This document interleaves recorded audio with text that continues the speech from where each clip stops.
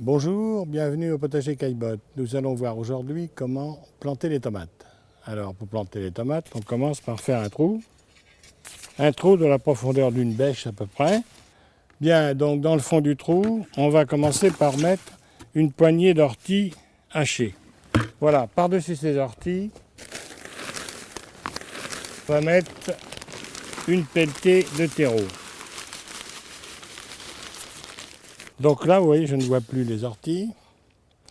Je vais pouvoir présenter mes tomates, mes pieds de tomates.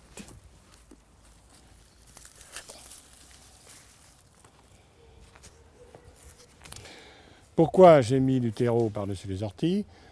Pour ne pas que les racines, au départ, touchent aux orties. Pourquoi les orties? Parce qu'elles vont fournir une nourriture à la plante, d'une part, et d'autre part, l'ortie a des propriétés pour lutter contre certaines maladies. Si on a choisi la culture avec tuteur, on commence par planter son tuteur.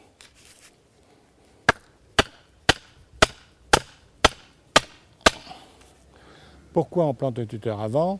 Eh bien pour ne pas blesser les racines de la tomate qui aurait déjà fait ses racines. Avec le transplantoir, on va planter la tomate le plus près possible du tuteur. La terre bien affinée. On comble le trou en prenant soin de faire une cuvette pour favoriser l'arrosage. Bien entendu, cette plantation s'est faite dans une terre qui a été bien labourée, bien affinée et bien fumée. La tomate aime les terres riches. Voilà, et bien maintenant l'opération est quasiment terminée. On peut compléter la chose en accompagnant la tomate de plantes qu'elle aime beaucoup. Pour commencer, un pied de basilic qu'on va mettre tout près.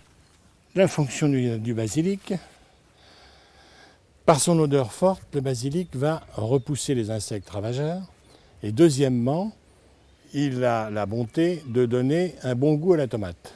Alors, il ne faut pas se priver de mettre des basilics dans les tomates, tout près. Et à une certaine distance, on va mettre une autre plante qui va avoir beaucoup d'utilité, c'est l'œillet d'Inde. Je vais le mettre entre les deux pieds de tomate. Quelle va être la fonction de l'œillet d'Inde? D'une part, il fleurit toute la saison, donc il va faire joli, ce qui n'est pas négligeable. Et d'autre part, il a aussi une fonction d'insecticide, de repoussoir des insectes ravageurs, aussi bien des insectes volants que des insectes du sol, par exemple les nématodes. Donc il va nous nettoyer le sol et chasser en particulier les pucerons. Si vous mettez des œillets d'Inde entre chaque pied de tomate, vous n'aurez pas de pucerons.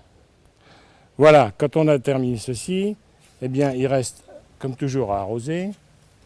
Alors la tomate, on arrose jamais les feuilles, dans la cuvette, on arrose abondamment. On arrose également les d'Inde, bien entendu. Voilà, l'opération est terminée. Merci et à bientôt pour de nouveaux conseils au potager Caillebotte.